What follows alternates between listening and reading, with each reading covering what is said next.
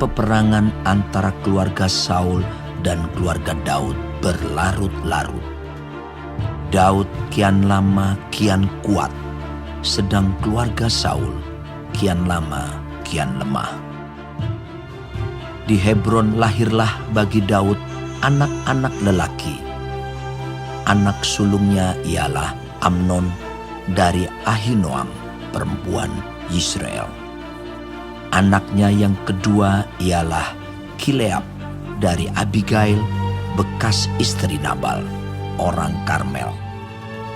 Yang ketiga ialah Absalom, anak dari Maakah, anak perempuan Talmai, Raja Gesur.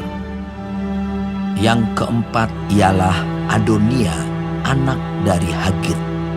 Yang kelima ialah Sefaca, anak Abital.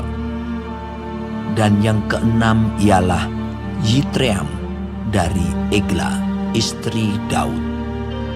Semuanya ini dilahirkan bagi Daud di Hebron. Selama ada peperangan antara keluarga Saul dan keluarga Daud, maka Abner makin mendapat pengaruh di antara keluarga Saul. Saul mempunyai gundik yang bernama Rispa. Dia anak perempuan ayah. Berkatalah Isiboset kepada Abner, "Mengapa kau hampiri gundik ayahku?" Lalu sangat marahlah Abner karena perkataan Isiboset itu. Katanya, "Kepala anjing dari Yehudakah aku? Sampai sekarang aku masih menunjukkan kesetiaanku kepada keluarga Saul, ayahmu, kepada saudara-saudaranya, dan kepada sahabat-sahabatnya.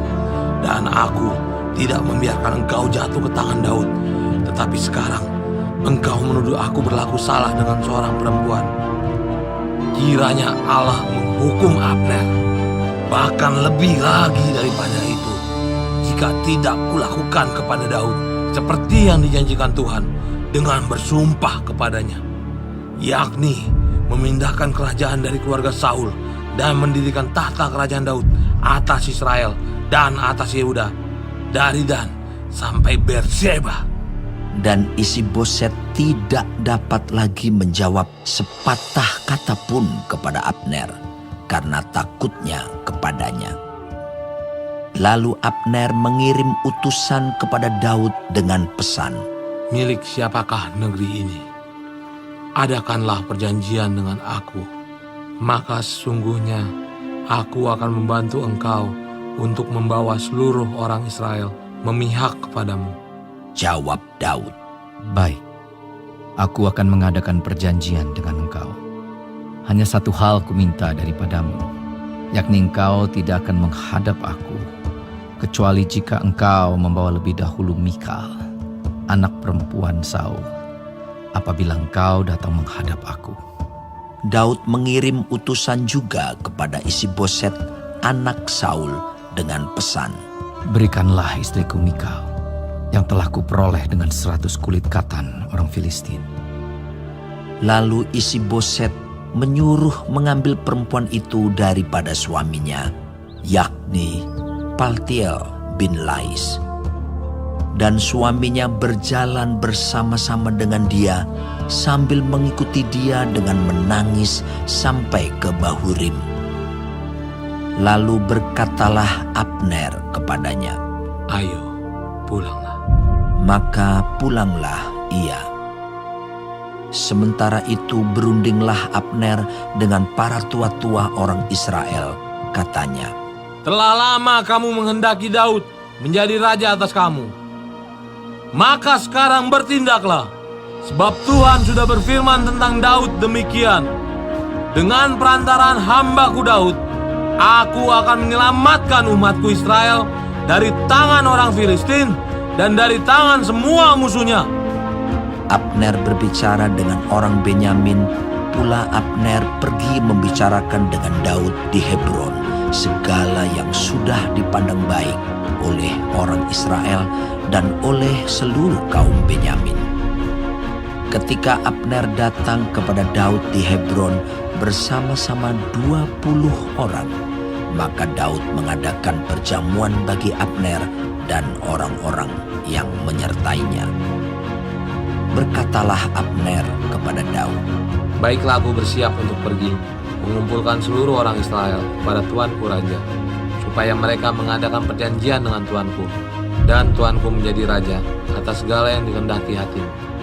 Lalu Daud membiarkan Abner pergi, dan berjalanlah ia dengan selamat. Anak buah Daud dan Yoab baru saja pulang setelah mengadakan penggerebekan, dan mereka membawa pulang jarahan yang banyak.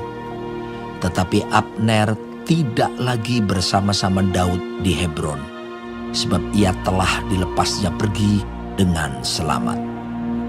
Ketika Yoab bersama-sama dengan segenap tentaranya sudah pulang, diberitahukan kepada Yoab demikian, Abner bin Ner telah datang kepada raja, dan ia sudah dibiarkannya pergi dengan selamat. Kemudian pergilah Yoab kepada raja, katanya, Apakah yang telah kau perbuat? Abner telah datang kepadamu. Mengapa engkau membiarkannya begitu saja? Apakah engkau tidak kenal Abner bin Ner itu? Ia datang untuk memperdaya engkau, dan untuk mengetahui gerak-gerikmu, dan untuk mengetahui segala yang hendak kau lakukan. Sesudah itu keluarlah Yoab meninggalkan Daud dan menyuruh orang menyusul Abner. Lalu mereka membawanya kembali dari perigi Sira tanpa diketahui Daud. Ketika Abner kembali ke Hebron, maka Yoab membawanya sebentar ke samping di tengah-tengah pintu gerbang itu, seakan-akan hendak berbicara dengan dia dengan diam-diam. Kemudian ditikamnyalah dia di sana pada perutnya, sehingga mati, membalas darah Asael, adiknya.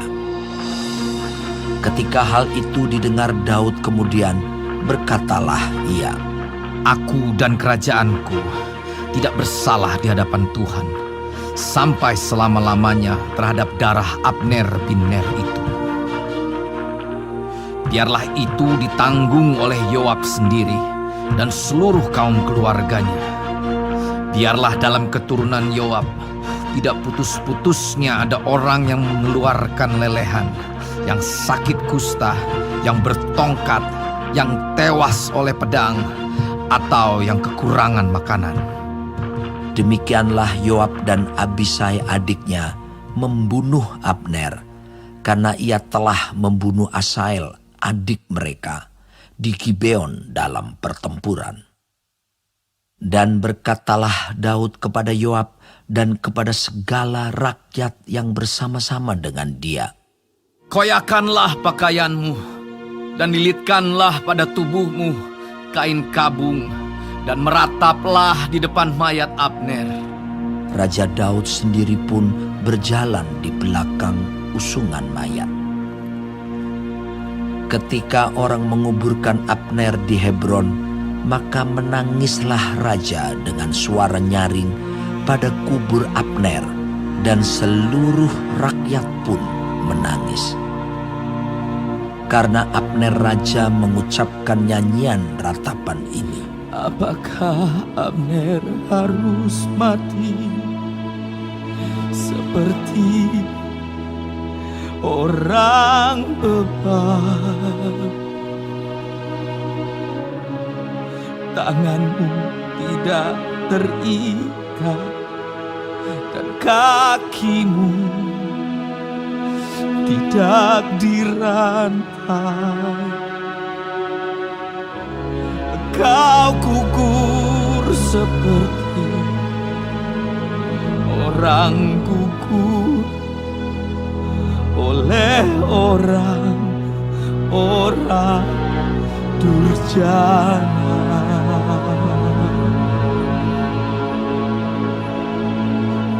dan seluruh rakyat itu makin menangis karena dia. Seluruh rakyat datang menawarkan kepada Daud untuk makan roti selagi hari siang.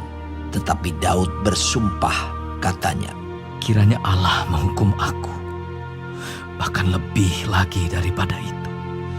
Jika sebelum matahari terbenam, aku mengecap roti atau apapun. Ketika seluruh rakyat melihat hal itu, mereka menganggap hal itu baik. Seperti segala sesuatu yang dilakukan raja dianggap baik oleh seluruh rakyat. Maka tahulah seluruh rakyat dan seluruh Israel pada hari itu bahwa pembunuhan Abner bin Ner bukanlah rancangan raja. Kemudian berkatalah raja kepada para pegawainya, Tidak tahukah kamu bahwa pada hari ini gugur seorang pemimpin, seorang besar di Israel? Tetapi aku ini sekarang masih lemah, sekalipun sudah diurapi menjadi raja. Sedang orang-orang itu, yakni anak-anak Zeruya, melebihi aku dalam kekerasan. Kiranya Tuhan membalas kepada orang yang berbuat jahat setimpal dengan kejahatannya.